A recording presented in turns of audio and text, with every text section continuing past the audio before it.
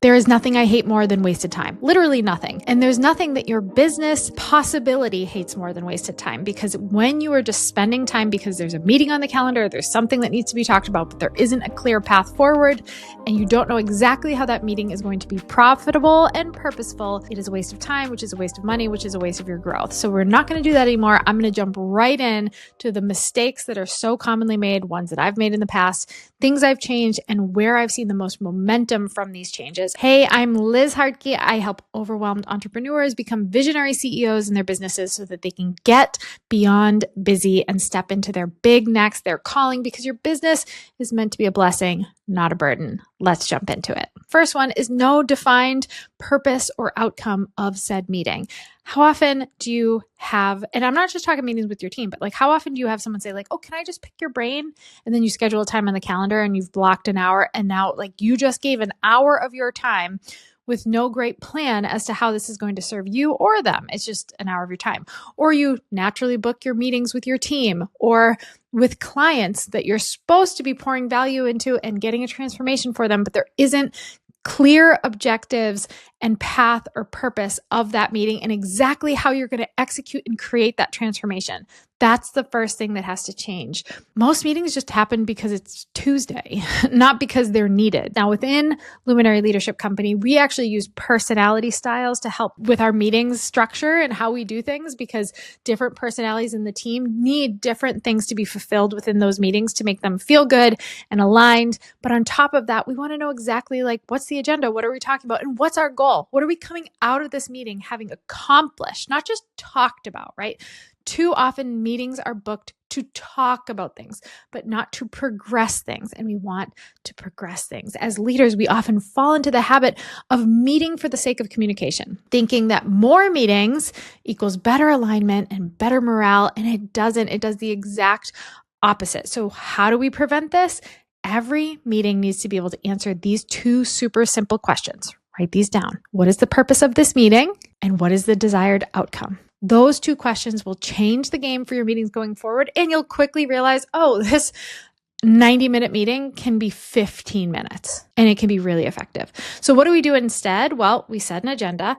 Now, you don't always have to be the person to do this. In fact, I don't suggest that you are. If you have an integrator, an operations director, someone, the project manager, they have a really good vantage point of your business. My director of operations, she's the one that creates the structure and she creates the agenda for our meetings because she knows I'm a visionary. I can come and be like, I want to talk about these 500 things. I've got all these new ideas. She's like, no. This is what we're talking about. This is the order in which we're talking about it. This is why we're in this meeting, and this is what we're coming out with. Discuss project updates. It's not an agenda. Be super specific. I want you to clearly define in writing, and everybody gets the agenda ahead of time. Decide the launch timeline for the upcoming book pre-launch, or identify specific solutions for the bottleneck we're facing when we have a client that comes in and then they get stuck at this point in the process of the program. This clarity is going to cut your meeting time. It's going to keep everyone focused and on the same page and rowing in the same direction. It actually gets you results. One of the things that we do as a team is we have these agendas built out the week leading up to the meeting so that everyone's putting what they want to talk in there. And then the operations director for us is making the final call of the order in which we talk about things, right? And then if there's someone on your team that doesn't need to be on a section of the meeting, for example, when we're talking about specifically one of our partnerships, one of our marketing assistants doesn't need to be on during that time because it's not relevant to her. So she doesn't need to be on, right? Like, don't force people to sit through the meeting just because it's on their calendar. The second mistake that I used to make and people often make is allowing too many voices. All right, what do I mean by this? Everyone deserves a voice, but not every meeting deserves every voice. When too many people are in the room, everybody wants to chime in. Some people are in there and they're like, why am I even here? Or worse, they don't chime in and they end up with groupthink. And either way, nothing meaningful gets accomplished. We want to eliminate this mistake because it's wasted time. You are paying your people. You are not don't play the corporate game. Everything's so broken in the corporate world where people literally have meetings for the sake of meetings, and they have people that get added to the calendar invite that never speak up because there's no reason for them to be there. those people are getting paid for that time. Don't do that. Let's let people's time be valued and let them know that you value their time by not having them come into meetings that they're not meant to be in.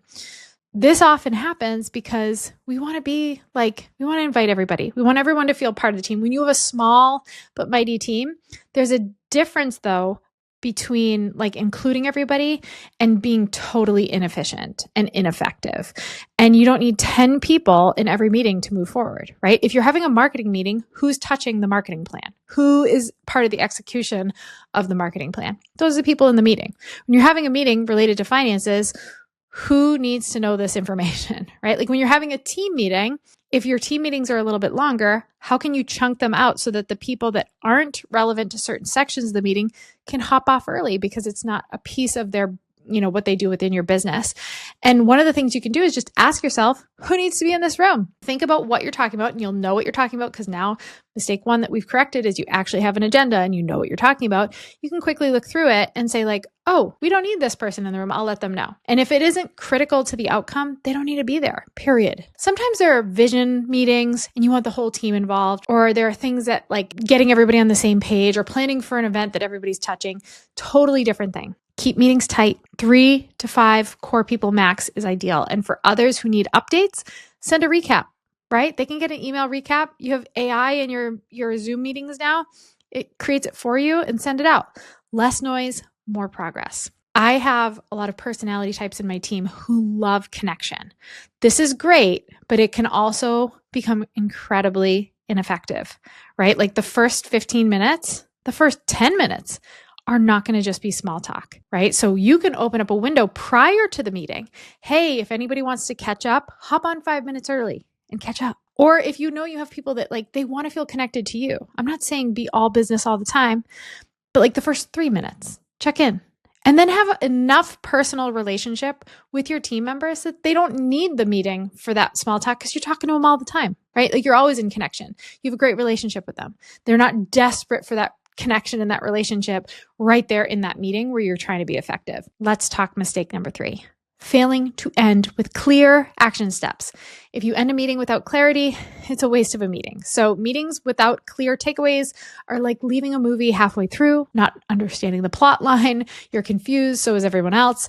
If your team doesn't know what to do next, you've wasted everyone's time and your money as the founder of the business.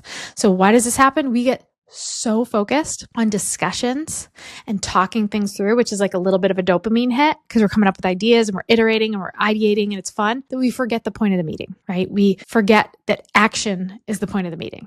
Clarity is the point of the meeting, right? Next steps. Decisions are made, but no one takes ownership over them. So then it's oh, we have to go build this thing in the business. Who's doing what, right? That has to be clarified and mapped out so that then people can go execute right from the meeting. The meeting should be a launching pad into action, into the right action. So we prevent this by ending every meeting with 3 specific things. 3 things, write these down. Clear next steps, super simple. Assigned owners for each step and deadlines.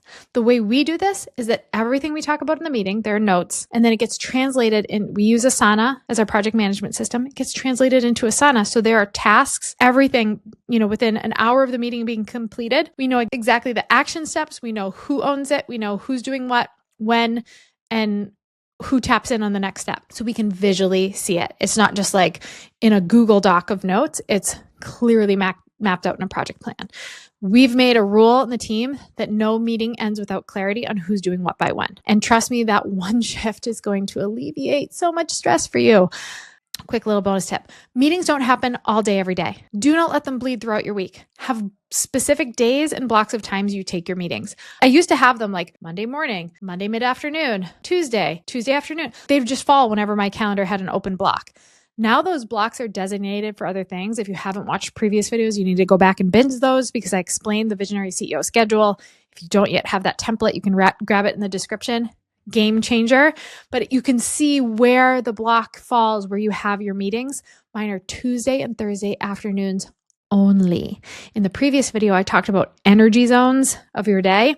Meetings don't fall in your peak energy. So I use those afternoons, and Mondays, Wednesdays, and Fridays, I'm on nobody else's clock and I can actually do the stuff that makes my business prolific and push us forward. That's a pro tip. I'm going to go into that deeper in an upcoming video that you're not going to want to miss. Make sure you're subscribed to this channel because I've got some fire coming your way. Thanks for tuning in, and go share this with someone who needs it. Okay, back to your meetings. Let's be productive and get things done that are going to take you into your big next.